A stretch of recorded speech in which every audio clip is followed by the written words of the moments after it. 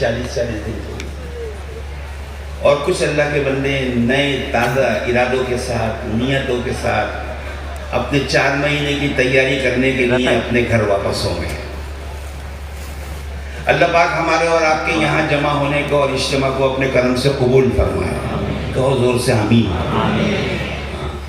اور اللہ پاک اپنے کرم سے اس اجتماع کو ایسا قبول فرمائے کہ نہ صرف ہمارے لیے بلکہ اس پورے صوبے کے لیے، اس پورے ملک کے لیے، اور پورے عالم کے لیے اللہ پاک حالات کے بدلنے کا اس اجتماع کو ذریعہ بنائے۔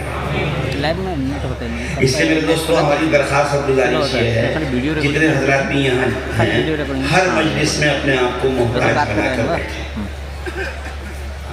اپنے آپ کو طالب بنا کر بیٹھیں۔ اللہ کے ہاں طالبین کی بڑی قدر ہے،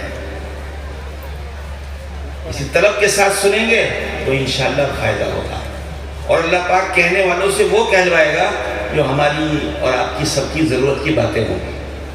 کہنے والا وہ تو قیف ہے، قیف چلتے قیف، اڑیسہ میں بوتل کے اوپر پلاسٹک کی ایک وہ لگی ہوئی ہوتی ہے نا، کیا کہتے ہیں اس کو؟ ارے اڑیسہ میں کیا کہتے ہیں؟ کپی۔ ہاں وہ اصل لفظ ہے قیف۔ کیا ہے؟ تو اس قیف کے ذریعے بوتل میں جاتا ہے۔ کہاں سے آتا ہے؟ اوپر سے آتا ہے، قیف سے گزرتا ہے، بوتل میں جاتا ہے۔ تو ہم کہنے والے یہاں پر کیا ہیں؟ اگر بوتل ہی نہ ہو تو کیا ہوگا؟ اس لیے آپ کی طلب پر اللہ پاک وہ کہلوائیں گے جو ہمارے آپ کے سب کے نفع کی باتیں ہوں گی انشاءاللہ۔ ادب دین کی مجلس کا ادب ہے، جسے مولانا فرماتے ہیں نا، کیسے سننے والوں کے لیے بشارت ہے، سب سے کٹ کر اپنے عمل میں جڑ جانا۔ نماز کی ترتیب پر عمل کرنا ہے، نماز کی ترتیب پر عمل کرنا ہے۔ نماز کی ترتیب کیا ہے؟ جب امام صاحب نے کہا اللہ اکبر تو ہم بھی اللہ اکبر کہہ کر نماز میں داخل ہو گئے۔ سب کچھ چھوڑا تھا، دکان چھوڑی، کارخانہ چھوڑا، فیکٹری چھوڑی، بیوی چھوڑے، بچے چھوڑے، گھر چھوڑا، مکان چھوڑا، ہر راحت و آرام کو چھوڑ کر اللہ اکبر کہہ کر نماز میں داخل ہو گئے، سب کچھ چھوڑ کر آئے۔ اور جب نماز میں داخل ہو گئے تو آپ کہتے ہیں سب کا خیال بھی چھوڑ دو، اور پوری یکسوئی سے ظاہر اور باطن نماز میں۔ اب یہ نماز ہوگی جو یہاں سے زمین سے اوپر جائے گی، آسمان پر دعا دیتی ہوئی جائے گی۔ تو نماز کی ترتیب پر انشاءاللہ عمل کرنا ہے، نیت کرتے ہیں بھائی انشاءاللہ۔ تو سارے بھائی اپنے موبائل فون کا سوئچ یا تو آف کر دیں یا اس کو سائلنٹ پر کر دیں، ٹھیک ہے؟ تو میں بات یہ کر رہا تھا میرے بھائی دوستو بزرگوں کہ اللہ پاک نے ہمیں اور آپ کو یہ زندگی بہت تھوڑے وقت کے لیے دی ہے، 50 60 70 80 100 سال۔ اب اگر کوئی 120 سال کا ہو جاتا ہے نا کسی شہر کے اندر تو اس کا اخبار میں نام آتا ہے، کیا آتا ہے بولو؟ اخبار میں نام آتا ہے کیا؟ کہ کٹک کے فلاں گاؤں میں 120 سال کے ایک بڑے میاں ہیں، کیا ہیں بولو؟ بڑے ایک چھوٹا سا میسیج میں پڑھ رہا تھا، فرانس میں ایک بڑی بھی کی عمر 90 سال کی، کتنی تھی؟ ارے زور سے تو بولو، اگر آپ بولتے رہو گے تو نیند نہیں آئے گی، ورنہ دوپہر کھانے کے بعد کیا آتی ہے؟ بیان سننا بھی مجاہدے سے اور کرنا بھی، مجھے بھی نیند آئے، اس لیے آپس میں بات۔ ہمارے یہاں بیان نہیں ہے، تبلیغ میں بیان نہیں ہے، بیان تو علماء کرام کا کام ہے، اس کے لیے تو بہت بڑے علم کی ضرورت ہوتی ہے، بیان کرنا ہے۔ ہمارے یہاں بیان نہیں ہے، ہمارے یہاں بیان نہیں ہے، کیا ہے؟ ہمارے یہاں تذکیر ہے، کیا ہے؟ یاد دہانی، تذکیر، یاد دہانی کراؤ، ایک دوسرے کو یاد دہانی کراؤ، یاد دہانی کراؤ ایک دوسرے کو نفع دیتا ہے، مذاکرے کرو، بات سمجھ میں آ رہی ہے؟ اس لیے جاگ کر کے سنیں گے انشاءاللہ۔ تو کیا کہہ رہا تھا؟ 90 سال کی بڑی بھی فرانس کے اندر رہتی تھی، اپنے ایک مکان میں ایک فلیٹ میں۔ ایک وکیل صاحب تھے، کون تھے؟ ایک وکیل صاحب، بڑے ہوشیار، بڑے چالاک۔ انہوں نے سوچا یہ بڑی بھی ہیں، 90 سال کی ہیں، 1-2 سال اور جی لیں گے، 6 مہینے جی لیں گی، 2 مہینے جی لیں گی۔ اس نے بڑی پی سے ایک کانٹریکٹ کیا۔ کیا کانٹریکٹ کیا؟ معاہدہ کہ یہ جو آپ کا فلیٹ ہے، جب تک آپ زندہ رہیں گی میں آپ کے فلیٹ کا کرایہ $2500 ہر مہینے آپ کو دوں گا، لیکن ایک شرط یہ ہے کہ جب آپ مر جائیں گی تو یہ فلیٹ کا مالک میں ہو جاؤں گا.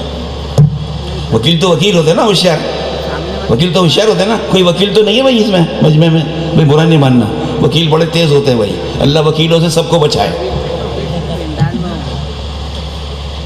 تو انہوں نے کہا جی ٹھیک ہے. تو وکیل صاحب نے یہ سوچا ہوگا 2-4 مہینے 6 مہینے سال جی لے گی, اس کے بعد مر جائے گی, فلیٹ میرا ہو جائے. فلیٹ تو لاکھوں ڈالر کا ہوتا ہے. کانٹیکٹ ہو گیا, وکیل صاحب 2,500 روپیہ مہینہ دینا شروع کر دیا. پھر وہ لکھا ہے اس میں آگے کہ 90 سال کی بڑی ہوئی 118 سال زندہ رہیں. کتنی رہیں؟ ارے زور سے بولو, کتنی رہیں؟ 90 سے 118 سال, 10 سال وہ اور 18 سال وہ, کتنے ہو گئے؟ 28 سال زندہ رہیں. اور وکیل صاحب 2 سال کے بعد طے ہو گئے, چلے. اب وہ فلیٹ کتنے کا پڑ گیا؟ ڈبل کا ہو گیا. جتنا قیمت تھی اس سے بھی زیادہ کرایہ دے لو. تو اللہ پاک نے ہمیں آپ کو زندگی کتنی دی ہے؟ تھوڑی سی, بہت مختصر, 50 60 70 سال کی زندگی ہے. کوئی 100 سال کا بہت کم ہوتے ہیں, آگے کوئی اور بڑھ جائے تو وہ بھی. لیکن اللہ کے نبی فرماتے ہیں میری امت کی عمریں 60 اور 70 کے درمیان ہیں, یعنی 65 سال. اس سے کراس کیا تو سب نہیں مر جاتا ہے. اتنی چھوٹی سی زندگی ہے. اس زندگی کے بارے میں 2 حقائق ہیں جس سے کوئی انکار نہیں کر سکتا. کر سکتا ہے؟ کوئی نہیں کر سکتا. پہلی حقیقت یہ ہے کہ اس زندگی کا جو وقت گزر گیا واپس نہیں آئے گا. اس زندگی کا جو وقت گزر گیا واپس نہیں آئے گا. کوئی اس سے انکار کر سکتا ہے؟ کوئی نہیں کر سکتا. 60 سال کا بوڑھا یہ تمنا کرے کاش میری جوانی کا ایک کالا بال واپس آ جائے, آ سکتا ہے؟ کوئی نہیں. میری جوانی کی وہ قوت واپس آ جائے جو جوانی مجھے اللہ پاک نے دی تھی, نہیں آئے گی واپس. آئے گی کہ نہیں آئے گی؟ تو زندگی کا جو وقت گزر گیا واپس نہیں آئے گا. کتنا باقی ہے کسی کو نہیں معلوم. دوسری حقیقت, کتنا باقی ہے کسی کو نہیں معلوم. آگاہ اپنی موت سے کوئی بشر نہیں, سامان 100 برس کا ہے پل کی خبر ہے. اس زندگی کے بارے میں یہ 2 حقیقت ہے. تو گزر گیا واپس نہیں آئے گا. کتنا باقی ہے معلوم نہیں ہے. ہاتھ میں کیا ہے؟ اب ہاتھ میں کیا رہا؟ موجودہ ہاتھ میں رہا. تو اگر عقل مند ہے, سمجھدار ہے, تو اس موجودہ کی قدر کرنی ہے. اور بے وقوف ہے تو اس موجودہ کو یوں گزار دینا ہے, ضائع کر دینا ہے, کھو دینا ہے. جو چلا جائے گا آدمی پچھتائے گا, ہاتھ ملے گا. اس یاد دہانی کے لیے ہمیں اور آپ کو یہاں پر جمع کیا گیا ہے, یہ اجتماع کیا گیا ہے. یہ دین کی محنت ہے, یہ اللہ کے راستے میں نکلنے کی دعوت ہے. مسجد کے ماحول میں 4 مہینے کے اندر فرشتوں کے ماحول میں رہ کر دعوت میں, عبادت میں, تعلیم و تعلم میں, خدمت میں اپنے وقت لگا کر اپنے اندر کے اندھیروں کو دور کر لو. ہم سے لوگ کہتے ہیں آپ جماعتوں میں لوگوں کو لے جاتے ہیں, آپ کے پاس کون سی گولی ہے کہ ان کی زندگی بدل جاتی ہے؟ کہ ہمارے پاس کوئی گولی نہیں ہے, ہمارے پاس کوئی گولی نہیں ہے. ماحول بدلتے ہیں اور ان اعمال میں لگاتے ہیں جن اعمال میں اللہ نے نور رکھا ہے. دعوت میں اللہ پاک نے نور رکھا ہے. کیا رکھا ہے؟ کون سی دعوت؟ نبی والی دعوت. صحیح, ماشاءاللہ. اللہ کے بندوں کو اللہ کی طرف بلانے میں, اللہ کے بندوں کو اللہ کی قدرت کی طرف بلانے میں, اللہ کے بندوں کو جنت کی طرف بلانے میں, اللہ کے بندوں کو جہنم سے بچانے میں, یہ دعوت والا عمل, اس میں اللہ نے نور رکھا ہے. اور یہ اتنا بڑا عمل ہے کہ اس کے لیے اللہ پاک نے ہر زمانے میں اپنے برگزیدہ بندوں کو منتخب فرمایا, یعنی انبیاء علیہم السلام کو, اور آخر میں ہمارے اور آپ کے آقا جناب رسول اللہ صلی اللہ علیہ وسلم کو دنیا میں بھیجا اسی کام کے لیے. مقصد نبوت, نبیوں کا دنیا میں بھیجنے کا مقصد یہ تھا کہ وہ اللہ کے بندوں میں چل پھر کر اللہ کی قدرت کی طرف اللہ کو بلائیں، بندوں کو بلائیں، اس کی طاقت کی طرف اللہ کو بلائیں، اس کی قدرت سمجھائیں ساری دنیا کے انسانوں کو۔ دیکھو اللہ کیسی قدرت والے ہیں، اللہ پاک نے کتنا بڑا آسمان بنایا ہے بغیر کسی ستون کے بنایا ہے، اور جب سے بنایا ہے کبھی آپ نے کسی اخبار میں کوئی نیوز دیکھی ہے کہ نیوز آیا ہے کہ کٹک کے فلاں علاقے کے آسمان میں 5 سوراخ ہو گئے ہیں، اس کی تعمیر کے لیے سیمنٹ کی ضرورت ہے؟ سنا ہے بھائی کسی نے؟ بتاؤ بھائی، سنا ہے؟ نہیں سنا ہے۔ جب سے بنا ہے آسمان ایسی کھڑا ہے، خدا کے امر سے کھڑا ہے، یہ اس کی قدرت ہے، لوگوں کو سمجھاؤ۔ اللہ نے زمین پھیلائی ہے، اللہ نے سورج کو چمکایا ہے، اللہ نے چاند کو چمکایا ہے، اللہ نے ستارے بنائے ہیں، سمندر بنائے ہیں، جس کی لمبائی چوڑائی دیکھو، جس کی گہرائی دیکھو، جس کی خاموشیاں دیکھو، سمندر کے سفر کرو تو اللہ تعالیٰ کی قدرت سمجھ میں آئے گی۔ ہمارے مولانا ابراہیم صاحب دامت برکاتہم فرماتے ہیں سمندر کیا خدا کی مخلوق ہے، سمندر سمندر، سمندر سمندر۔ تو 4 مہینے خدا کے راستے میں نکل کر اپنے آپ کو داؤ، یہ امت ہم اور آپ جناب رسول اللہ صلی اللہ علیہ وسلم کی امت کو اللہ پاک نے دنیا میں اس کام کے لیے بھیجا ہے۔ کائے کے لیے؟ اللہ کے بندوں کو اللہ کی طرف بلانے میں۔ کیوں؟ کہ آپ رسول پاک صلی اللہ علیہ وسلم نبیوں کے سلسلے کی آخری کڑی ہیں، آپ کے بعد دنیا میں کوئی نبی نہیں آئے گا، آپ خاتم الانبیاء ہیں، اور آپ کو جو دین دیا گیا ہے وہ کامل ہے، مکمل ہے۔ اس کا اعلان ہوا کب؟ عرفات کے میدان میں، الیوم اکملت لکم دینکم واتممت علیکم نعمتی ورضیت لکم الاسلام دینا۔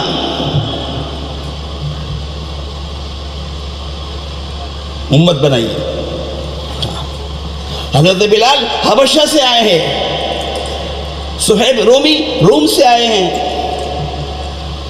اور ایک گلدستہ بن گیا امت کا، امت بنی، کوئی خاندان، کوئی برادری، کوئی چھوٹا، کوئی بڑا، کوئی گورا، کوئی کالا، سب۔ کیا فرمایا امت کے بارے میں؟ کیا فرمایا؟ فرمایا کہ جس کا عمل اس کو پیچھے کر دے گا، جس کا عمل اس کو پیچھے کر دے گا، اس کا حسب نسب اس کو آگے نہیں کرے گا۔ کسی عربی کو عجمی پر کوئی فضیلت نہیں ہے، کسی عربی کو کسی عجمی پر کوئی فضیلت نہیں ہے۔ خدا کے ہاں بزرگی کا اور تقرب اللہ کا صرف ایک ہی معیار بتایا ہے، ان اکرمکم عند اللہ اتقاکم۔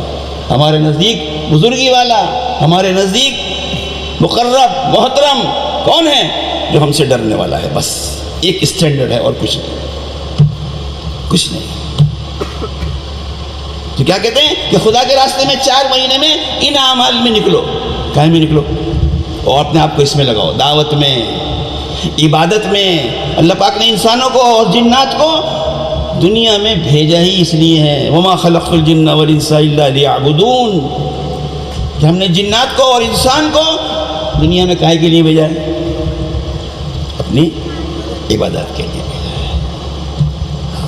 اور ہمارے ذہن میں عبادت کا بہت تھوڑا سا خاکہ ہے، نماز، روزہ، حج، زکوٰۃ، یہ تو عبادت کے اہم اعمال ہیں۔ لیکن حضرت محمد صلی اللہ علیہ وسلم زندگی گزارنے کا جو طریقہ لے کر آئے ہیں، اس مبارک طریقے میں تو اس مبارک طریقے میں زندگی کے سارے اعمال کہ وہ عبادت ہے، کھانا عبادت ہے، سونا عبادت ہے، پہننا عبادت ہے۔ ہمارے حضرت جی رحمۃ اللہ علیہ مولانا انعام الحسن صاحب، اللہ پاک ان کو غریق رحمت کرے اور ان کے درجات کو بلند کرے، وہ فرماتے تھے انسانی اہم 5 ضرورتیں، 5 ضرورتیں: معقولات، کھانے کی چیز، کھانے کے بغیر انسان نہیں رہ سکتا، مشروبات، پینے کی چیزیں پانی کے بغیر، ملبوسات، لباس، بغیر لباس کے آدمی کتنا برا لگے گا چاہے کتنا ہی حسین ہو۔ لباس انسانی جسم کا حسن ہے۔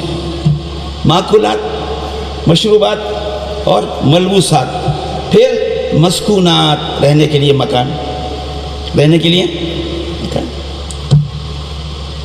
اور پھر مرکوبات، آنے جانے چلنے پھرنے کے لیے سواریاں،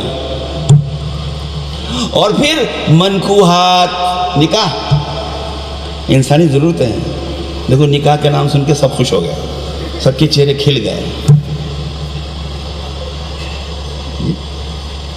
یہ ضروریات ہیں، بس یہ ساری کی ساری ضروریات یہ سب دین بن جائیں گی اگر اس میں کیا ساتھ لگا لیں؟ محمد الرسول اللہ۔ کیا لگا لیں؟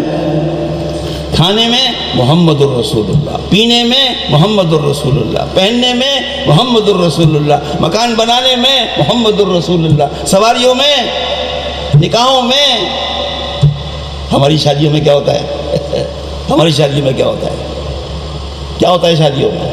سب کچھ ہوتا ہے، محمد الرسول اللہ نہیں ہوتا۔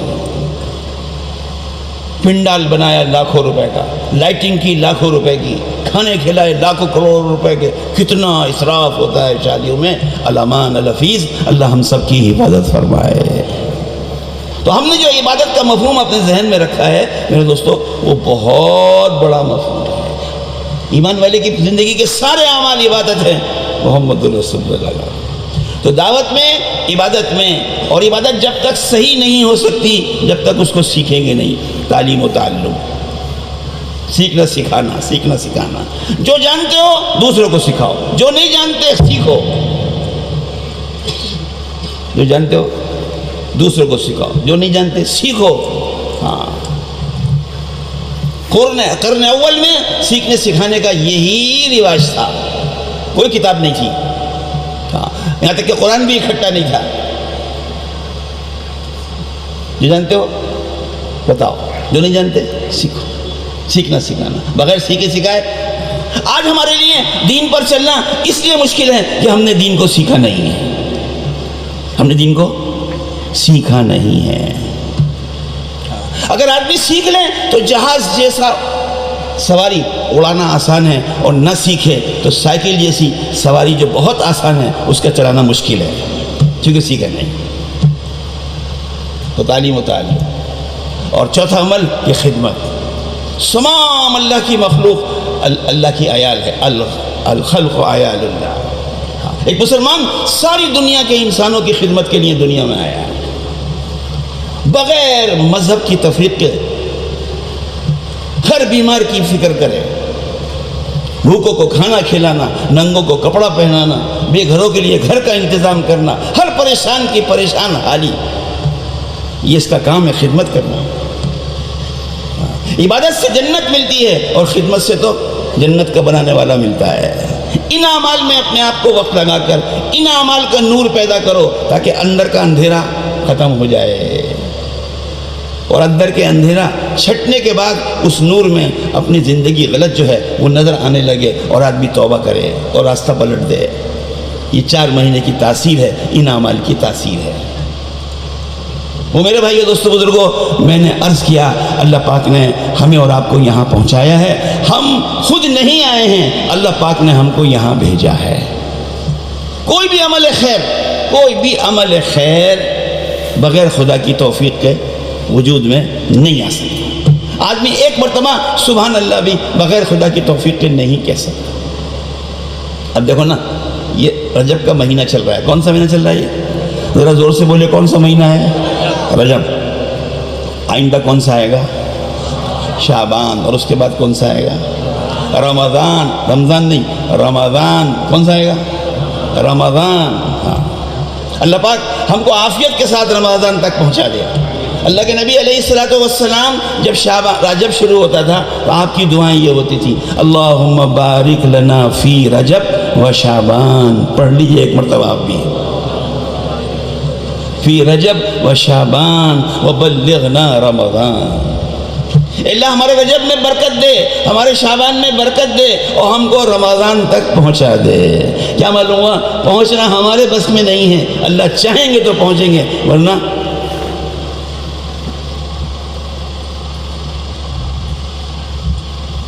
پچھلے سال رمضان میں کتنے لوگ ہمارے ساتھ تھے جنہوں نے روزہ رکھا، افطار کی، تراویح پڑھی، ہیں جی، اور اس سال وہ ہمارے ساتھ نہیں ہیں، کہاں چلے گئے؟ ہم پہنچیں گے نہیں پہنچیں گے اللہ جانتا ہے، اللہ پہنچائیں گے تو پہنچیں گے۔ اللہ پاک ہمیں آپ کو ان اوقات کی قدردانی نصیب فرمائے۔ اس اجتماع میں آ کر میرے دوستو یوں گھومنا پھرنا وقت کو ضائع کرنا نہیں ہے، بلکہ یہاں کے مقصد کو سمجھنا ہے، ہمیں یہاں کیوں بلایا گیا ہے، ہمیں کیوں جمع کیا گیا ہے۔ ہر نماز کے بعد جو تذکیر ہے، ہر نماز کے بعد جو یاد دہانی ہے، وہ اس بات کی یاد دہانی ہے ہم یہاں تھے نہیں، یہاں رہیں گے نہیں، زندگی کا جو وقت گزر گیا واپس نہیں آئے گا، کتنا باقی ہے کسی کو نہیں معلوم، جو موجود ہے وہ ہاتھ میں ہے، اس کو ایسا گزاریں کہ ہمارے موت کے بعد کی زندگی بنتی چلی جائے۔ اس لیے میاں جی محراب صاحب رحمۃ اللہ علیہ ارشاد فرماتے تھے، یہ اجتماع جو ہے نا 2 محنتوں کا نام ہے۔ کتنی محنتوں کا؟ 2 محنتوں کا نام ہے۔ ایک مجمع محنت کرتا ہوا اجتماع میں پہنچے، اور ایک مجمع محنت کے لیے اجتماع سے خدا کے راستے میں نکل جائے۔ 2 محنتوں کو جمع کرنے کا نام ہے یہ اجتماع۔ اگر یہ 2 محنتیں اس اجتماع کے ذریعے وجود میں آئیں تو دلوں کی زمین نرم ہوگی، اور حق کے قبول کرنے کی استعداد اللہ پاک دلوں میں پیدا کریں گے اگر یہ 2 محنتیں وجود میں آئیں۔ اجتماع سے پہلے جو محنت ہوئی ہے اس کی نتیجے میں یہ مجمع دور دراز سے قربانیاں دے کر جان مال لگا کر یہاں جمع ہوا ہے، اور یہاں پر رہ کر اس ماحول میں رہ کر جو ذہن بنے گا، اور 4 مہینے کی جماعتیں اور 40 دن کی جماعتیں پورے ملک میں جائیں گی، تو پھر میرے دوستو بزرگوں یہ 2 محنتیں جمع ہوں گی، اور 2 محنتوں کے اثرات اللہ پاک ہماری زندگیوں پر بھی ڈالیں گے اور ماحول میں بھی ڈالیں گے انشاءاللہ۔ اس لیے دوستو اس اجتماع کو رسمی رواجی نہیں بنانا ہے، بلکہ ہر مجلس کی میں اپنے آپ کو محتاج بنا کر بٹھانا ہے اور سننا ہے اور اپنے آپ کو آمادہ کرنا ہے۔ کیا کرنا ہے؟ شیطان کا کام کیا ہے؟ شیطان ٹالتا ہے، منع نہیں کرتا منع نہیں کرے گا۔ نماز نہیں پڑھیں گے ایسا نہیں کرے گا، روزہ نہیں رکھیں گے ایسا نہیں کرے گا، جماعت میں نہیں جائیں گے ایسا نہیں کرے گا، جائیں گے مگر ذرا رمضان کے بعد جائیں گے۔ کیا کہیں گے؟ ٹالتا ہے، شیطان ٹالتا ہے، آگے کرتا ہے۔ آگے نہیں کرنا، آگا اپنی موت سے کوئی بشر نہیں، سامان 100 برس کا بلکہ خبر نہیں۔ آخرت کے بارے میں جو کرنا ہے وہ اب کرنا ہے، کیونکہ یہ زندگی ہاتھ میں ہے، اسی میں کرنا ہے، اسی میں کرنا ہے۔ اور میرے بھائیو دوستو بزرگوں، کرنا اس لیے ہے کہ اس کے بغیر کوئی چارہ نہیں ہے۔ کیوں؟ کہ آخرت کی ساری زندگی کی کامیابی اور دنیا میں چین سکون اطمینان والی زندگی وہ صرف دین سے مل سکتی ہے اور کسی چیز سے نہیں ملے گی۔ ذرا سونے والوں کو جگا دو بھائی، دیکھو بڑے اخلاص سے سو رہے ہیں آگے بیٹھ کر، ذرا جاگ جا، اس وقت نیند کا وقت، ان کو بھی ہاتھ لگا دو، ان کو بھی ہاتھ لگا دو، ہاں ان کو بھی ہاتھ لگا دو ماشاءاللہ، اور بھی جو آس پاس ہیں ان کو بھی ہاتھ لگا دو، ہاں ماشاءاللہ، اٹھا دو ماشاءاللہ، اللہ قبول فرما۔ اللہ آپ نے دیکھا نا رات کے اندھیرے میں چوکیدار اس کے ہاتھ میں ڈنڈا ہوتا ہے، کیا ہوتا ہے؟ وہ زمین پہ زور سے مارتا ہے اندھیرے میں، ٹھک، کیا کہتا ہے؟ جاگتے رہو۔ کیا کہتا ہے؟ ذرا زور سے بولو، کیا کہتا ہے؟ جاگتے رہو۔ پھر آگے چلتا ہے، ایک ڈنڈا مارتا ہے، ٹھک، پھر کیا کہتا ہے؟ ذرا زور سے بولو نا، سب نہیں بول رہے ہیں، وہ سارا مجمع نہیں بول رہا، پیچھے بھی نہیں بول رہا ہے، جاگ رہے ہیں، الحمدللہ جاگ رہے ہیں۔ وہ کوئی سمجھدار آدمی اس سے پوچھے گا کہ بھئی تم رات کے اندھیرے میں لوگوں کی نیند کیوں خراب کر رہے ہو؟ تو وہ چوکیدار کیا کہتا ہے؟ وہ چوکیدار یوں کہتا ہے، میں لوگوں کی نیند خراب نہیں کر رہا، اگر میں نے یہ آواز لگانا چھوڑ دی جاگتے رہو تو پھر کیا ہوگا؟ وہ نیند مجھ کو بھی اپنی آغوش میں کیا کرے گی؟ لے لے گی، اور اگر میں سو گیا تو بڑا خطرہ ہے، نہ کسی کی جان محفوظ، نہ کسی کا مال محفوظ، نہ کسی کی عزت محفوظ، نہ کسی کی آبرو محفوظ، سب غیر محفوظ۔ کیوں؟ چوکیدار سو گیا، ڈیوٹی کے وقت آواز لگانے کے وقت سو گیا، سب غیر محفوظ ہو جائیں گے اگر میں سو گیا۔ اس لیے میں آواز لگا رہا ہوں، جاگتے رہو۔ کیا آواز لگا رہا ہوں؟ ذرا زور سے بولو، کیا آواز لگا رہا ہوں؟ دنیا میں اللہ پاک نے ہمیں امت محمد صلی اللہ علیہ وسلم کو دنیا میں یہ آواز لگانے کے لیے بھیجا تھا، جاگتے رہو اے دنیا کے انسانوں، جاگتے رہو، کیونکہ موت آنے والی ہے۔ اے دنیا کے انسانوں جاگتے رہو، زندگی کا جو وقت گزر گیا واپس نہیں آئے گا، کتنا باقی ہے معلوم نہیں ہے، جاگتے رہو۔ اے دنیا کے انسانوں جاگتے رہو، قیامت کے میدان میں قدم نہیں ہل سکیں گے کسی کے۔ آدم علیہ السلام سے لے کر قیامت تک جتنے انسان دنیا میں آئیں گے سب جمع ہوں گے، اور اللہ پاک کے 5 سوالوں کا جواب دینا ہوگا، قدم وہاں سے ہل نہیں سکتے۔ ہم نے تمہیں زندگی دی، تم نے کیا کیا؟ زندگی میں جوانی دی، کیا کیا؟ مال کہاں سے کمایا؟ سورس آف انکم کیا تھا؟ کہاں خرچ کیا؟ بتاؤ۔ جتنا جانتے تھے اس پر کتنا عمل کیا؟ اس پر کتنا عمل کیا؟ 5 سوال۔ ہم جماعتوں میں جاتے ہیں، 40 دن 4 مہینے لگاتے ہیں، آنے کے بعد کارگزاری سناتے ہیں چلے 4 مہینے کی۔ وہ کارگزاری ہوتی ہے پالش۔ کیسی کارگزاری ہوتی ہے؟ پالش کارگزاری۔ جو کرتے ہیں وہ تو بتاتے نہیں، جو نہیں کیا وہ بتاتے ہیں۔ تو سننے والے وہ تو انسان ہیں، کمزور ہیں، ضعیف ہیں، ہر قوت ان کی ضعیف ہے، وہاں ہوتے نہیں۔ جو سنا دی وہ سمجھ لی، وہی کیا ہوگا۔ قیامت کے میدان میں ایسی کوئی کارگزاری نہیں چلے گی، نہیں۔ اللہ پاک اعلان کرتے ہیں الیوم نختم علی افواہہم وتکلمنا ایدیہم وتشہد ارجلہم بما کانوا یکسبون۔ زبان پر، منہ پر مہر لگا دی جائے، لفاظی ختم، فصاحت ختم، بلاغت ختم، اور تمام اعضاء اور جوارح کو اللہ پاک قوت گویائی دیں گے۔ یہ کیا ہے، یہ کیا ہے، یہ کیا ہے، یہ کیا ہے، یہ کیا ہے۔ یہ پائی پائی کا، پل پل کا حساب دینا ہوگا، پائی پائی کا، پل پل کا حساب دینا ہوگا۔ کرامن کاتبین موجود ہیں، لکھ رہے ہیں، ہر چیز نوٹ ہو رہی ہے۔ یہ کر لیتے، ساری دنیا کے انسانوں کو یہ بتانا تھا۔ کیا کرنا تھا بولو؟ یہ بتانا تھا، یہ ہماری ذمہ داری تھی۔ ہم ہی سو گئے داستان کہتے کہتے، ہم ہی سو گئے داستان کہتے کہتے۔ جو ساری دنیا کے انسانوں کو جگانے آئے تھے آخرت کے اعتبار سے، وہ خود سو گئے اور آخرت کو بھول گئے، آخرت کو بھول گئے، بھول گئے مرنے کو، بھول گئے قبرستان کی تنہائی کو، ہولناکی کو، بھول گئے قیامت کے میدان کی جواب دہی کو، بھول گئے۔ اس یاد دہانی کے لیے یہ اجتماع ہے اور دین کی محنت ہے۔ اس یاد دہانی کے لیے اجتماع اور دین کی محنت ہے۔ کیوں کہ میرے دوستو، آخرت جو ہے وہ بغیر دین کے بنے گی نہیں۔ دنیا محفوظ نہیں ہوگی، دنیا میں چین سکون نہیں آئے گا، اطمینان نہیں آئے گا بغیر دین کے۔ دنیا کے سارے اسباب موجود ہوں، ڈنلپ کا گدا موجود، ڈنلپ کا گدا موجود ہو، ڈنلپ پیسہ اس سے ڈنلپ کا گدا خرید سکتے ہیں، نیند نہیں خرید سکتے۔ خرید سکتے ہیں نیند؟ ارے خرید سکتے ہیں۔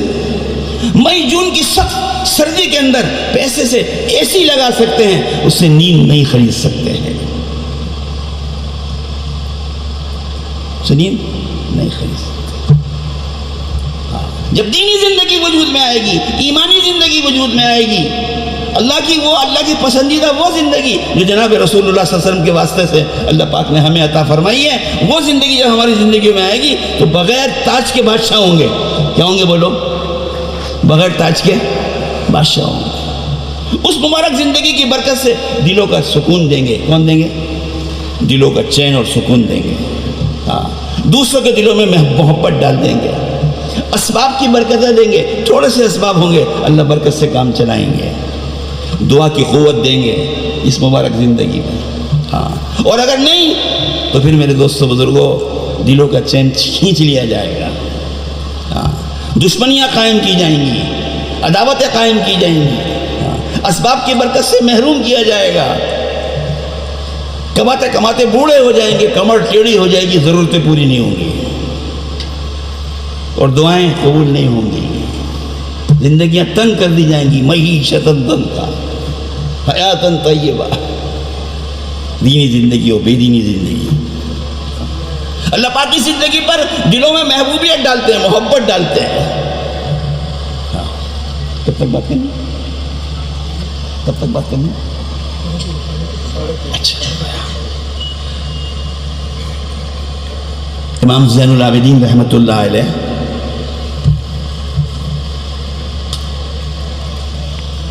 حج کے لیے تشریف لے گئے۔ حضرت شیخ نے واقعہ لکھا ہے فضائل حج میں، اس لیے کہتے ہیں فضائل کی تعلیم کرو اپنے گھروں میں۔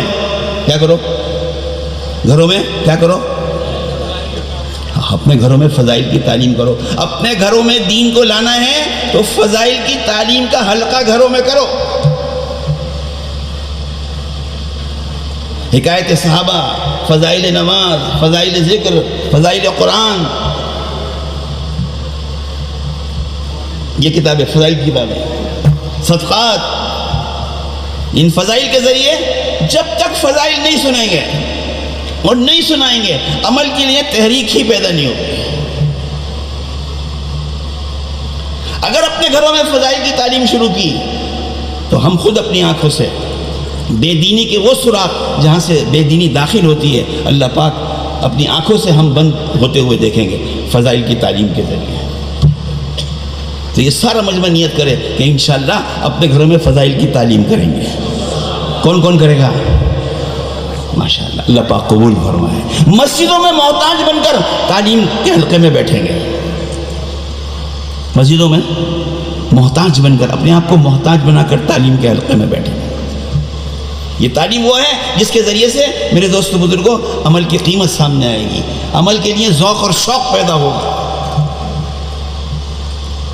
آج فضائل نہیں معلوم تو پھر دوستو عمل کے لیے کوئی تحریک نہیں ہے. نمازیں چھوٹ رہی ہیں، نمازیں چھوٹ رہی ہیں، نمازیں بے جان ہیں. تو میں یہ کہہ رہا تھا کہ دینی زندگی پر جو زندگی امن، چین، سکون اور محبوبیت والی زندگی اللہ پاک عطا فرمائیں گے میرے دوستو، وہ عجیب ہوگی. امام زین العابدین رحمۃ اللہ علیہ حج کے لیے تشریف لے گئے بیت اللہ. اس وقت کا جو بادشاہ تھا وہ بھی اس وقت میں بیت اللہ میں طواف کے لیے آیا. وہ بادشاہ ہے، وہی طواف کے لیے آیا. آپ میں سے جو لوگ حج پر گئے ہوں گے آپ نے دیکھا ہوگا وہاں ایک حجر اسود ہے. کیا ہے؟ ہاں، حجر اسود. لوگ اس کو بوسہ دیتے ہیں. بوسہ دینے کی کوشش میں بہت کوشش کرتے ہیں لیکن بھیڑ کی وجہ سے لوگوں کو موقع نہیں ملتا. اس لیے اللہ پاک نے اس کا بدل بتایا کہ جن کو بوسہ دینے کا موقع نہ ہو وہ استلام کر لے. کیا کریں؟ ہاں. اب رمضان کے بعد انشاءاللہ حج کے مہینے آئیں گے، لوگ بیت اللہ جائیں گے. ہم سب نیت کریں اللہ پاک ہم کو بھی عافیت کے ساتھ پہنچا دے، بار بار پہنچا دے. کون کون نیت کرتا ہے حج کی؟ ہاں ماشاءاللہ، اللہ قبول فرمائے. اللہ سب کو پہنچا دے، بار بار پہنچا دے. ہاں. وہ آیا تو جب بادشاہ آتے ہیں تو دائیں بائیں بہت سارے ان کے وہ ہوتے ہیں پروٹوکول والے، حفاظتی دستہ بھی ہوتا ہے. بادشاہ نے طواف کیا اور طواف کرنے کے بعد کوشش کی. کیا کی؟ کوشش کی. کس بات کی؟ کہ وہ حجر اسود کا بوسہ دے رہے. یہ باوجود کوشش کے وہ وہاں تک نہیں پہنچ سکا، حالانکہ بادشاہ وقت ہے. پیچھے سے استلام کرنا پڑا. اتنے میں امام زین العابدین رحمۃ اللہ علیہ تشریف لائے. یہ کون ہے؟ امام زین، یہ حضور صلی اللہ علیہ وسلم کی اولاد میں ہے.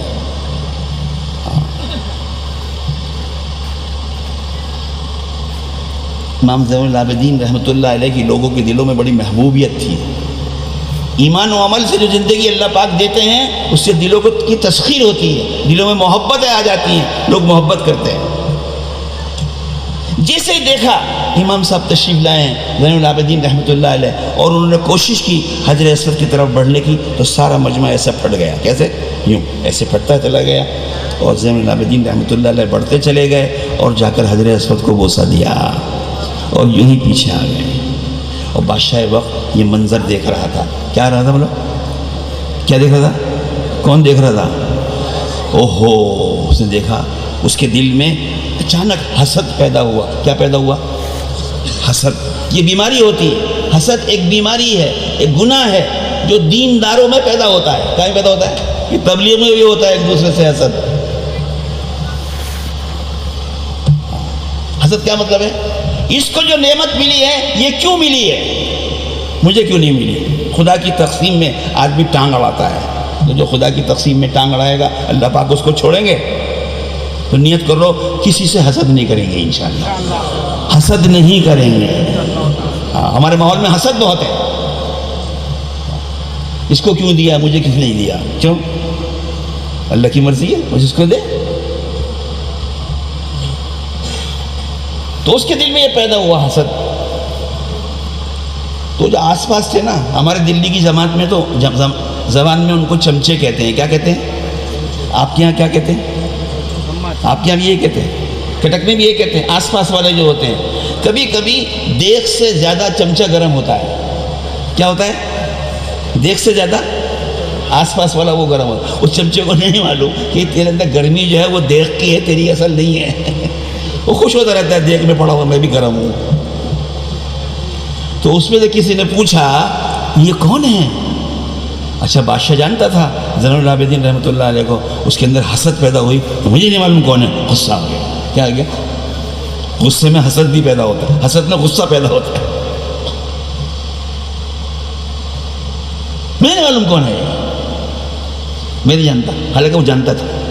یہ کیا فوٹو کھینچ رہے ہیں؟ کیا کر رہے ہیں؟ کیا کر رہے ہیں؟ اللہ کے واسطے معاف کر دو بابا، غلطی ہو گئی.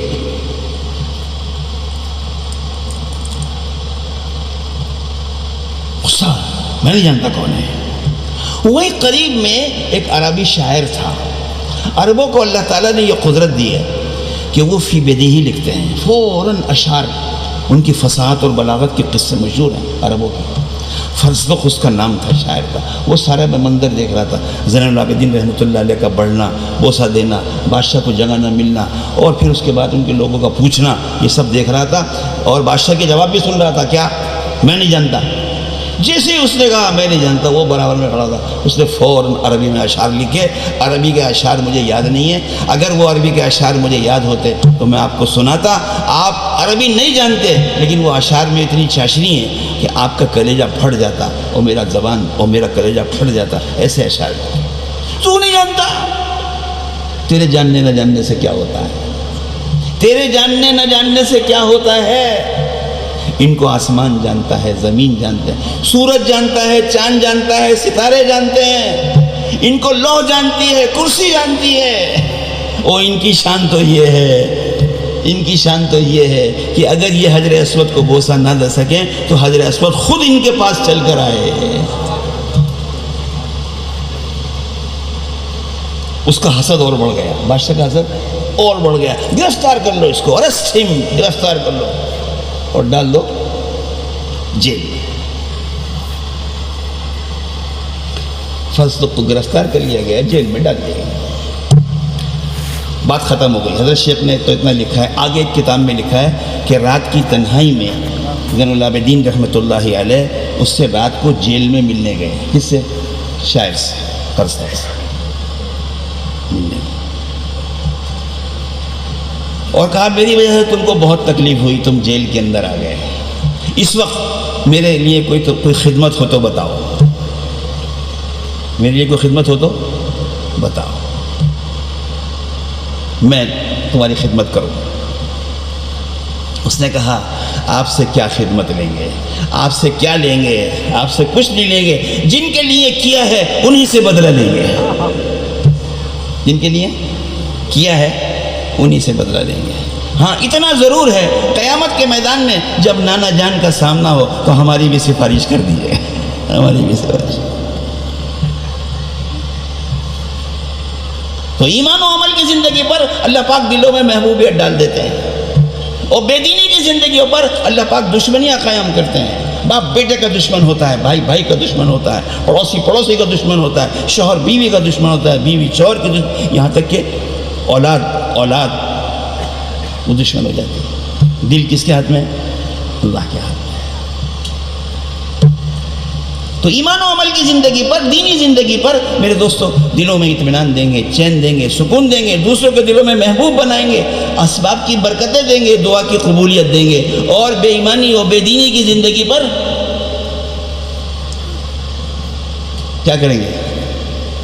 بے چینیاں ڈال دیں گے، بے چینیاں، اسباب کی بے چینیاں ڈال دیں گے. نمرود کتنا بڑا بادشاہ ہے،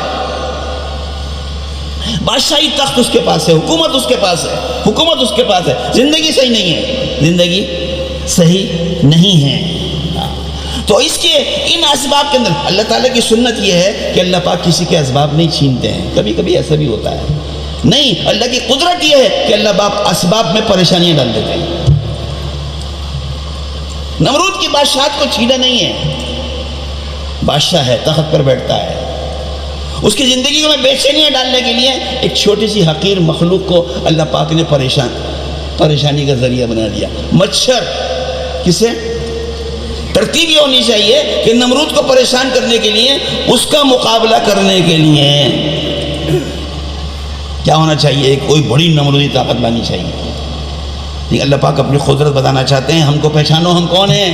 ہمیں نمرود کو ناکام کرنے کے لیے، اس کو پریشان کرنے کے لیے، اس کو بے چین کرنے کے لیے ہمیں کسی نمرودی طاقت کی ضرورت نہیں ہے۔ ہم ایک اپنی حقیر مخلوق مچھر سے اس کو پریشان کر سکتے ہیں، مچھر بھی وہ لنگڑا مچھر۔ کیسا مچھر؟ لنگڑا مچھر۔ کیا کیا؟ ناک کے راستے سے دماغ میں گھسا دیا، نمرود بادشاہ کے۔ کہاں گھسا دیا؟ کہاں پہ؟ دماغ میں۔ اوہو، اب وہ جب ہلتا تو وہ تکلیف ہوتی تھی۔ ہاں، سارے اطباء ڈاکٹرز اس زمانے کے سب اکٹھے ہوئے، کوئی علاج نہیں۔ آخر میں ایک علاج تجویز ہوا کہ بادشاہ وقت نمرود کے سر پر اس پر تاج رکھا جاتا تھا۔ اب علاج اس کا یہ ہے کہ اس کے سر پہ جوتے مارے جائیں۔ کیا مارے جائیں؟ بولو، ارے زور سے بولو نا کٹک والو۔ کیا مارے جائیں؟ جوتے مارے جائیں۔ تو جوتے جب مارے جائیں گے اس سے وہ مچھر، یہ اس کا علاج ہے۔ ہم تمہارے تخت پر، تمہاری بادشاہت میں تم کو بے چین کر دیں گے۔ اس زمانے کے نمرودوں کے جوتے پڑے ہیں، ہر زمانے میں نمرودوں کے جوتے پڑیں گے۔ آج بھی پڑھتے نہیں پڑھتے؟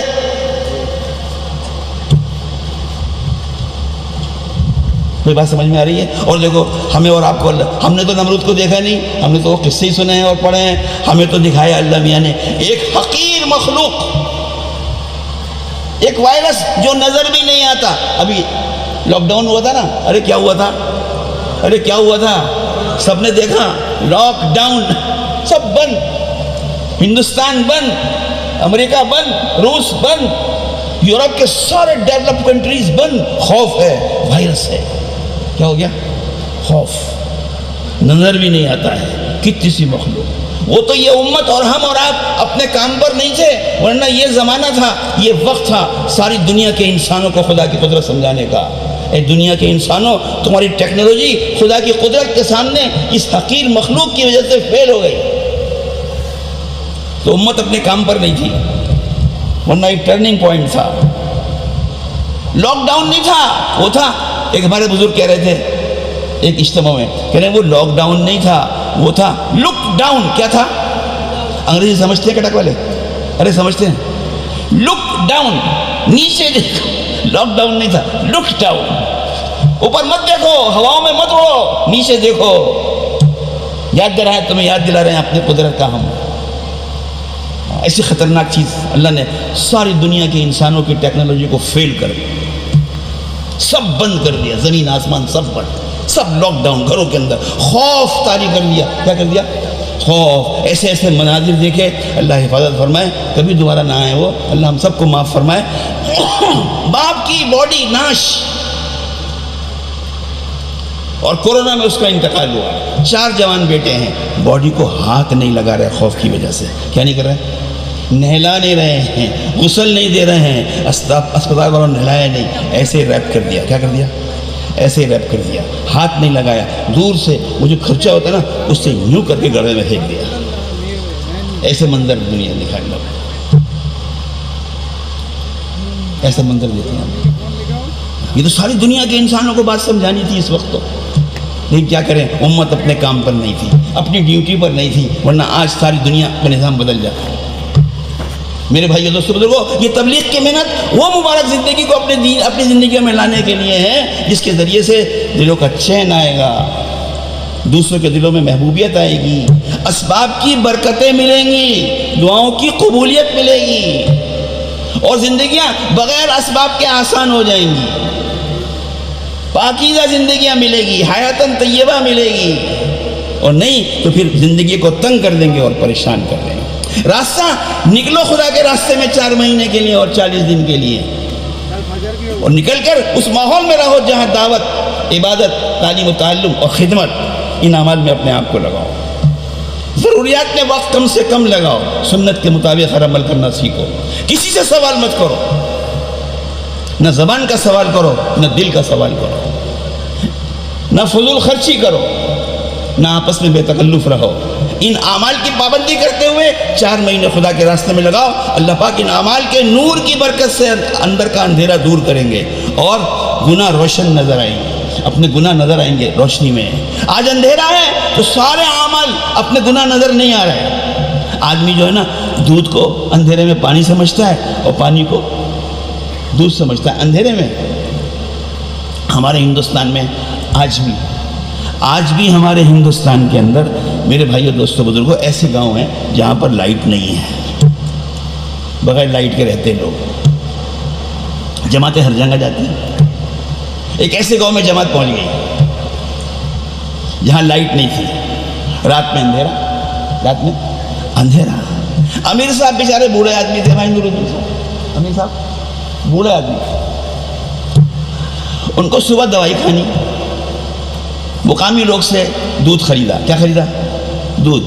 اور وہ جماعت کا جو برتن ہوتا ہے نا تھیلا, اس میں ہوتا ہے ایک لوٹا. کیا ہوتا ہے؟ پلاسٹک کا لوٹا. وہ بڑا مظلوم تھیلا ہوتا ہے جماعت کا. اس کے اندر دودھ لے کے رکھ لیا اپنے سرہانے کہ صبح کو دوائی کھا لوں گا اس سے. ہاں اندھیرا تھا, سب سو گئے. رات میں ایک ساتھی کو استنجا ہوا, اس کا تقاضا ہوا استنجے کا. اور نے کہا لوٹا کہاں ہے, لوٹا کہاں ہے, لوٹا کہاں ہے. تلاش کرا, نہیں ملا. چلتے چلتے امیر صاحب کے سرانے پہنچ گیا تو دیکھا لوٹا رکھا ہوا ہے. اندھیرا تھا, اٹھایا ہلایا تو لوٹے میں کیا ہوتا ہے؟ دودھ تو نہیں ہوتا لوٹے میں. وہ گیا اور اندھیرے کی وجہ سے دودھ سے کیا کیا؟ ارے بولو کیا کیا؟ استنجا دودھ سے کر لیا. کائے کی وجہ سے؟ ہاں دودھ کو پانی سمجھا. جب صبح کو اٹھا اور مشورہ ہوا تو کیا کہتا ہے وہ؟ اے امیر صاحب یہ گاؤں تو بہت اچھا ہے, 3 دن اور بڑھا دو یہاں پہ. یہاں کا پانی بڑا چکنا ہے. یہ پانی کیا ہے؟ بڑا چکنا ہے. اسے نہیں معلوم تو نے پانی کی جگہ دودھ استعمال کر لیا ہے. اسی طرح میرے دوستوں بہت سارے نافرمانیاں جو ہو رہی ہیں دنیا کی چکناہٹ کی وجہ سے ہو رہی ہیں. چکناہٹ محسوس ہو رہی ہے کھانے میں, پینے میں, پہننے میں, سواریوں میں لگے ہوئے سب دنیا کے انسان. انہیں نہیں معلوم پانی کی جگہ دودھ استعمال کر رہے ہیں. گشت کرتی ہیں جماعتیں. ایک آدمی کو گشت کر کے لائے, بتایا 16 سال کے بعد مسجد میں آیا ہوں. کتنے سال کے بعد؟ 16 سال کے بعد مسجد خدا کے سامنے جھکا ہوں. 16 سال کے بعد نمازیں چھوٹ گئی. 16 سال کی نمازیں چھوٹ. نماز کتنا بڑا خدا کا حکم ہے. اللہ اکبر. اسلام کا کوئی تصور نماز کے بغیر نہیں ہو سکتا. ایک مسلمان ہو نماز نہ پڑھے ہے نہیں, ہو نہیں سکتا. قرن اولیٰ میں کوئی کھلا بھی منافق ہوتا تھا, اس کی بھی ہمت نہیں ہوتی تھی کہ جماعت کی نماز کو چھوڑے. امت پوری دنیا میں امت کا سواد اعظم بے نمازی ہے. 95% بے نمازی ہیں, 5% نمازی ہیں. ان 5% نماز میں بھی 1% ہی نماز صحیح ہوگی. اتنی غفلت ہے نماز سے. اس لیے کیا کہتے ہیں, اپنی مسجد وار جماعت کے ساتھ اپنی مسجد کو وقت دو. روزانہ 2.5 گھنٹے لگاؤ. ایک فرد پر ایک گھر پہ جا کے محنت کرو. ہر ایک کو مسجد سے جوڑو. ہر ایک کو مسجد سے جوڑو. ہر ایک کو نمازی بناؤ. حضرت جی رحمۃ اللہ علیہ ارشاد فرماتے تھے 100% نماز بناؤ. 100% نمازی بناؤ. کیا بناؤ؟ 100% نمازی بناؤ. ہمارے پاس اس امت کے پاس یہ قسمہ پرسی کا زمانہ ہے. بے بسی ہے, بے کسی ہے. باطل سے مقابلے کے لیے کوئی مادی نظم نہیں ہے, کوئی ہتھیار نہیں ہے, کوئی چیز نہیں ہے. باطل سے مقابلے کے لیے ہمارے پاس دین ہے. کیا ہے؟ دین ہے. اس لیے مولانا محمد یوسف صاحب رحمۃ اللہ فرماتے تھے جب امت کے اندر 50% نماز زندہ ہو جائے گی, جب امت کے اندر 50% نماز ہو جائے گی, باطل کا عروج ٹھہر جائے گا. اور جب امت کے اندر اکثریت نمازی ہو جائے گی تو باطل کا زوال شروع ہو جائے گا. اتنی بڑی بات ہے نماز. مسجد وار جماعت کے ذریعے روزانہ کی محنت کے ذریعے 2.5 گھنٹے لگاؤ. ہر گھر پہ ہر فرد پہ محنت کرو. 100% نمازی بناؤ. ہمارے گھروں میں کوئی بے نمازی نہ ہو, محلے میں کوئی بے نمازی نہ ہو, سب کو مسجد سے جوڑو. اس امت پر ایک زمانہ ایسا گزرا ہے کہ ان مسلمانوں کے گھروں میں کوئی گھر ایسا نہیں ہوتا تھا جس کے اندر مسجد نہیں ہوتی. گھر کی مسجد, سنا ہے, گھر کی مسجد. ڈرائنگ روم کا نام سنا ہوگا، لائبریری کا نام سنا ہوگا، ریڈنگ روم کا نام سنا ہوگا. گھر کے اندر سب ہوتا ہے نا، گھر کی مسجد ہوتی ہے. اللہ کے نبی علیہ السلام کے پاس صحابہ آتے تھے، اے اللہ کے نبی رہنے کے لیے جھوپڑا بنایا ہے، آپ تشریف لے چلیے، 2 رکعت نماز پڑھ دیجئے. آپ تشریف لاتے تھے، 2 رکعت نماز پڑھتے تھے. جہاں آپ نماز پڑھتے تھے وہ گھر کی مسجد ہوتی تھی. کیا ہوتی تھی؟ گھر کی مسجد. وہاں نوافل پڑھے جاتے تھے، ذکر و تلاوت ہوتی تھی، راتوں کو جاگا جاتا تھا، رویا جاتا تھا. یہ مسلمان کا گھر رحمت کا گہوارے ہوتے تھے، رحمتوں کے گہوارے، فرشتوں کے اترنے کی جگہیں ہوتی تھی مسلمانوں کے گھر. یہ آسمانوں کے اندر نور کی طرح چمکتے تھے، یہ لوگوں کے لیے ہدایت کا ذریعہ ہوتے تھے. ایسے گھر ہوتے تھے مسلمانوں کے. آپ کو امت جانتی نہیں ہے، گھر کا دین جانتی نہیں ہے. خدا کی رحمتیں ہوتی تھیں. آپ دیکھو یہ جو بیت اللہ ہے نا، بیت اللہ مکے میں 120 رحمتیں خدا کی اترتی ہیں ہر وقت. 60 وہاں طواف کرنے والوں کے لیے، 40 وہاں نماز پڑھنے والوں کے لیے، اور 20 صرف بیت اللہ کو محبت کی نگاہ سے دیکھنے والوں کے لیے. یہ میرے اللہ کا گھر ہے. 120 رحمتیں اترتی. دنیا میں جتنی مسجدیں ہیں ان کا رخ کس طرف ہے؟ ارے زور سے بولو. وہ رحمتیں وہاں سے گزر کر ہر مسجد میں آتی ہیں. جن گھروں میں مسجدیں ہوتی ہیں، گھر کی مسجد ہوتی ہیں، وہ رحمتیں گھروں میں داخل ہوتی ہیں. تو رحمتوں کے گہوارہ ہوتے تھے، اب پریشانیوں کا گہوارہ ہے. اس لیے روزانہ کی محنت کے ذریعے ہر فرد پہ محنت کرنی ہے. گھر کی تعلیم کے ذریعے 100% گھروں میں نماز بنانی ہے. روزانہ کی 2.5 گھنٹے کی محنت کے ذریعے 100% نمازی بنانے ہیں. ہر ایک کو مسجد سے جڑنا ہے. جو مسلمان مسجد سے جڑ جائے گا وہ تو اللہ کی رحمت سے جڑ جائے گا، اور جو مسجد سے کٹ جائے گا وہ اللہ کی رحمت سے دور ہو جائے گا. جیسے پتنگ جب تک ڈور سے بندھی ہوئی ہے، محفوظ ہے، وہ اونچی سے اونچی اڑتی رہے گی. جب یہ ڈور سے کٹ جائے گی تو یہ پتنگ کہیں جائے، نالی میں جائے، کیچڑ میں جائے، پخانے میں جائے، پتہ نہیں کہاں گرے گی. وہ ایمان والا، وہ مسجد والا ایمان والا مسلمان جو مسجد سے جڑا ہوا تھا، رحمتیں اس کی طرف متوجہ ہوتی تھی، اس کی زندگی میں نور ہوتا تھا، اس کی زندگی ہدایت کا ذریعہ بنتی تھی. وہ مسلمان کہاں کہاں پڑا ہوا ہے. روزانہ کی محنت کے ذریعے میرے بھائیوں دوستوں بزرگوں خوشامد کر کے ہر مسلمان کو نمازی بنانا ہے. بناؤ گے انشاءاللہ؟ کون کون بنائے گا؟ اپنے 2 گشتوں کا اہتمام کرو مسجد کے ذریعے سے. اپنی مسجد کے ماحول میں بیرون کے گشت کر کے دونوں مسجدوں کا ماحول بناؤ، اور اپنے 3 دن کی جماعت بنا کے 72 گھنٹے آس پاس کے گاؤں میں محنت کرو. 40 دن کی جماعت بنا کے صوبوں میں جاؤ. 4 مہینے پورے ملک میں جاؤ اور ساری دنیا میں جاؤ. یہ ایک محنت ہے میرے بھائیوں دوستوں بزرگوں. اسی محنت کو وجود میں لانے کے لیے اور ہماری جان اور مال کو میرے دوستوں بزرگوں صحیح رخ پر، محل پر خرچ کرنے کے لیے یہ دین کی محنت ساری دنیا میں اللہ پاک نے اپنے کرم سے اس کو وجود دیا ہے اور ہمیں آپ کو یہاں پہنچایا ہے. خدا کرے اس اجتماع کے ذریعے ہم اپنے زندگیوں کے بدلنے کے فیصلے کریں. بہت اعلیٰ بات ہے، بہت اعلیٰ بات ہے. جتنے احباب یہاں آ جائیں وہ سب کے سب خدا کے راستے میں نکلیں، 4 مہینے کے لیے اور 40 دن کے لیے. سب سے اعلیٰ بات ہے. کوئی واپس اپنے گھر نہ جائے، سب یہیں سے خدا کے راستے میں چلتے ہیں. دوسرے درجے کی بات ہے، موقع نہیں ہے، ترتیب بنائیں گے، ایمان کمزور ہے. یہاں سے نیت لے کے جائیں کہ ہماری واپسی دعا کے بعد انشاءاللہ اس نیت سے ہوگی کہ ہمیں اپنے آپ کو تیار کرنا ہے دین کی اس عالی اور مبارک محنت کو کرنے کے لیے. اپنی مسجد کے راستے سے محنت کرنی ہے. روزانہ کا مشورہ، روزانہ کی تعلیم، فضائل کی، گھر کی اور مسجد کی، 2 گشت، 3 دن، 4 مہینے، یہ پوری محنت کا نظام اپنی مسجدوں میں بنانا ہے اور اپنے آپ کو بالفعل اس میں لگانا ہے، قربانیوں کے ساتھ لگانا ہے. کھانا کمانا انشاءاللہ وہ ہماری ضرورت ہے، وہ بھی کرنا ہے، اس کی بھی اجازت ہے. ہمارا دین ایسا نہیں ہے جو ہماری ضروریات سے ہم کو روکتا ہو. وہ اتنا مبارک دین ہے، وہ ضروریات کو پورا کرنے کی ترغیب دیتا ہے. روزہ رکھنا ہے، روزے پر قوت حاصل کرنے کے لیے رات کو سحری کھا لو، اور سحری کو برکت کا کھانا بتایا. سحری ہماری ضرورت ہے، کیوں؟ کہ روزے پہ برکت حاصل کرنی ہے. جی رات کو اٹھنا ہے، خدا کے سامنے تہجد پڑھنی ہے، رونا ہے، جلدی اٹھنا ہوگا، رات کو جلدی سو جاؤ. اور دوپہر میں تھوڑا قیلولہ کر لو، وہ سنت ہے۔ رات کو جلدی سونا ہے سنت، اور دوپہر کا قیلولہ سنت ہے۔ کیوں ہے کہ رات میں اٹھ کے خدا کے سامنے وہ مسلمان ساری رات سوتا رہے، یہ مسلمان کی شان کے خلاف ہے، مسلمان کی شان کے خلاف ہے۔ صبح صادق سے پہلے اٹھ کر اپنی تہجد دعا سے فارغ ہو کر، جس وقت مسجد سے اذان ہو رہی ہو، مسلمان جاگا ہوا ہو، گھر والے جاگے ہوئے ہوں، سب مصلی میں بیٹھے ہوں، اذان کا انتظار کر رہے ہوں، اذان ہو چکے، گھر کے اندر 2 رکعت سنت پڑھ کے، 2 رکعت سنت کتنی بڑی چیز ہے۔ فرمایا دنیا اور دنیا میں جو کچھ ہے اس سے بھی زیادہ قیمتی ہے صبح کی 2 سنتیں۔ اور جس نے فجر کی نماز جماعت سے پڑھ لی اور جس نے عشاء کی نماز جماعت سے پڑھ لی، ایسا ہے وہ جیسے وہ پوری رات خدا کے سامنے کھڑا رہا۔ جس نے فجر کی نماز جماعت سے پڑھ لی وہ خدا کی حفاظت میں آ گیا، خدا کی امان میں آ گیا،